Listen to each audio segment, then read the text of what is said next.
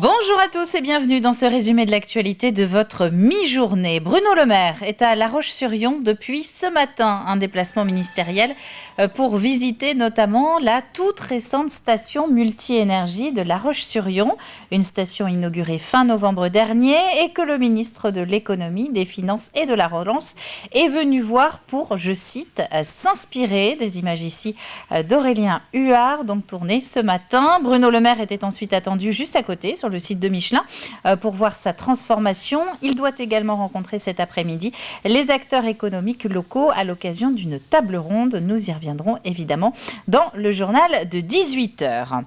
Parlons à présent environnement avec le Pays de Saint-Gilles qui a engagé depuis plusieurs mois maintenant des travaux de protection de son littoral. Au centre des préoccupations, l'érosion de ses dunes.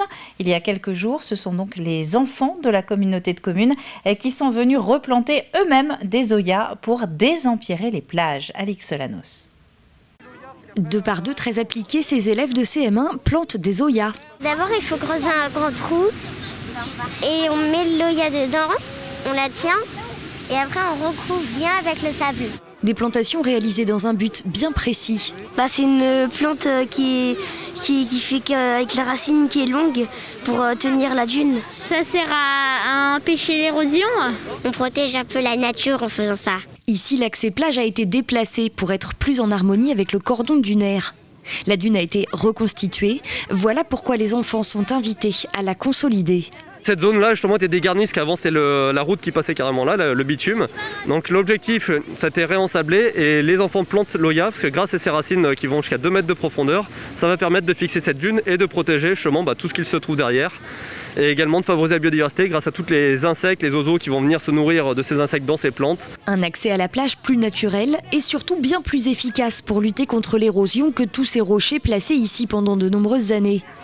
Depuis octobre dernier, des travaux d'effacement des enrochements ont été réalisés. Un chantier qui s'inscrit dans un projet plus global de défense contre la mer. L'idée sur 4 sites au Pays de Saint-Gilles, ça a été de réaligner le trait de côte, donc de reconstituer la dune là où elle doit être reconstituée. On essaie de trouver des solutions pour faire en sorte de protéger les populations, de protéger notre environnement, de protéger notre littoral. Alors en défense contre la mer, on est très humble parce qu'on part de zéro, donc on teste et on a tendance à continuer avec ce qui fonctionne. Et nouveauté cette année, ces plateformes pilotis qui accueilleront pendant la saison estivale les postes de secours sous forme de modulaires. Ils seront ainsi retirés hors saison dans un souci esthétique et écologique. Une question à présent, celle à laquelle les habitants des Sables d'Olonne vont être appelés à répondre à la fin du mois. Souhaitez-vous que la statue Saint-Michel reste devant l'église Saint-Michel ? Une consultation citoyenne qui n'a pas de valeur juridique mais qui va permettre à la municipalité d'adapter les moyens engagés sur le sujet en fonction de l'intérêt que lui porte donc aussi la population. Pour rappel, une décision de décembre dernier oblige la ville à retirer la statue de l'archange Saint-Michel du parvis de l'église du même nom au nom de la laïcité dans l'espace public. Nous en tirerons toutes les leçons si on sent que les Sablais sont très concernés et qu'ils s'expriment en masse, si je puis dire, ou en tout cas avec une très grande majorité sur le maintien de la statue place Saint-Michel. Nous aurons plus de détermination à défendre notre position juridique puisqu'elle sera à la fois appuyée sur une volonté populaire réelle et à la fois montrera qu'il y a une tradition forte sur la présence de cette statue au sable. Cette votation est organisée du 25 février au 5 mars. Tous les habitants et les propriétaires d'un logement aux Sables d'Olonne pourront y participer. À La Roche-sur-Yon, un mot du château des Oudéries à présent, qui attend une nouvelle vie à quelques pas du CHD Vendée. Le traiteur qui devait initialement le reprendre pour en faire cette année des chambres et un restaurant jette finalement l'éponge. Orion, la société en charge du développement économique de la ville, cherche donc un nouveau repreneur. Laurence Aymon a tourné le dos à sa carrière dans le juridique pour le tissage, un métier qu'elle exerce au cœur de Fontenay-le-Comte avec passion et comme autrefois, vous allez voir, poussant parfois l'exercice jusqu'à utiliser les poils abandonnés par nos animaux de compagnie. Cyril Guillet. La place Bayard accueille depuis peu la boutique de Laurence Aymon. Derrière sa vitrine, c'est un véritable voyage dans le temps qui est offert au public. Car ici, le filage se fait au rouet.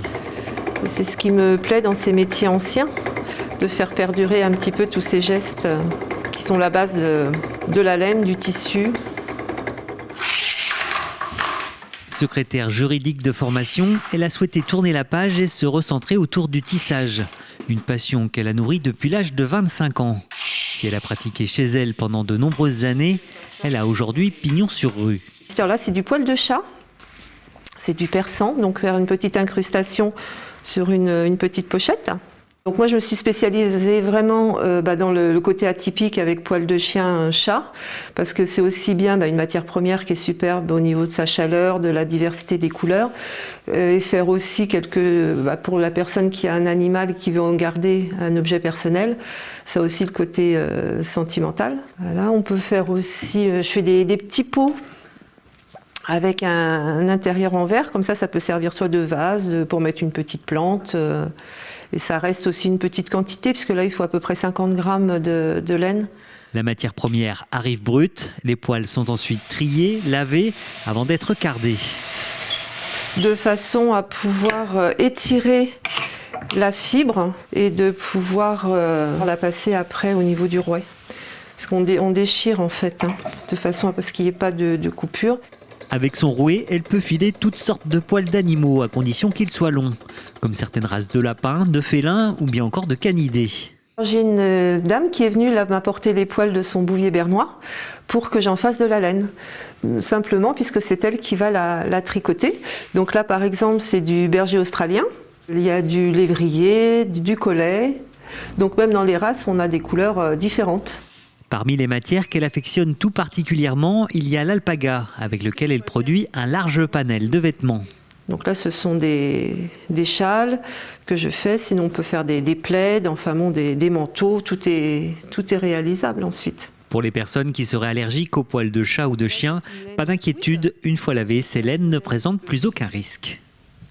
Nous terminons avec un mot de rink hockey, avec le choc vendéen hier soir entre les Lyonnais de la Vendéenne et les Genoux du Poiré Roller. Au score final, pas de véritable gagnant puisque la rencontre s'est finie sur un 5-partout. La Vendéenne reconnaît cependant avoir un petit peu peiné face à une équipe de Genoux qu'elle qualifie de vaillante. C'est la fin de ce journal. Merci à vous de l'avoir suivi. Rendez-vous maintenant à 18h pour le prochain point sur l'actu vendéenne et ce sera avec Alexia Janet. Nous on se retrouve à 7h demain matin dans la matinale. Très bonne journée, à demain.